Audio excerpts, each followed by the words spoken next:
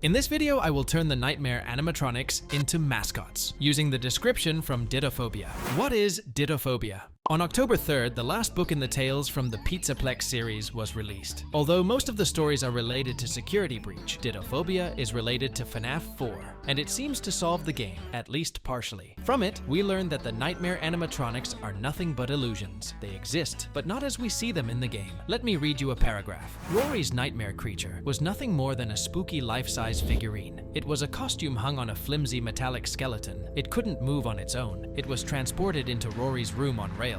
It was just a mechanical trick. Now that we know what this is about, let's look for some references. The first thing that came to mind was the Ruin mascots. But since their design has more to do with a circus than a pizzeria, I'll just use them as an idea for proportions. For design, on the other hand, I think Freddy and Friends on Tour fit the bill perfectly. Both in appearance and story, FNAF 4 probably takes place in the same era.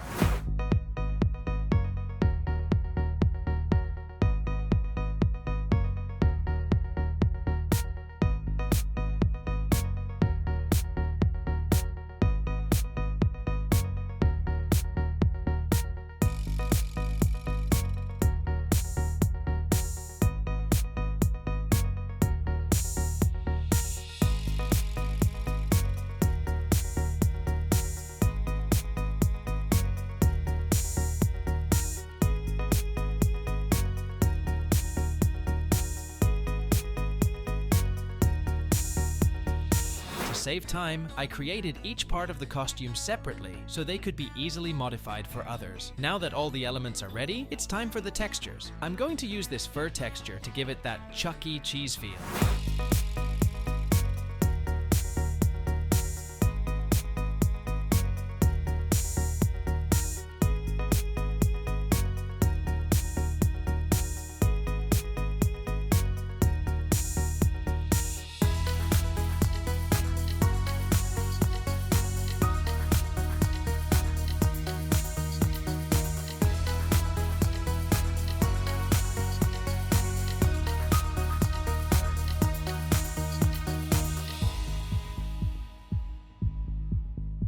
Now it's time for the shadows.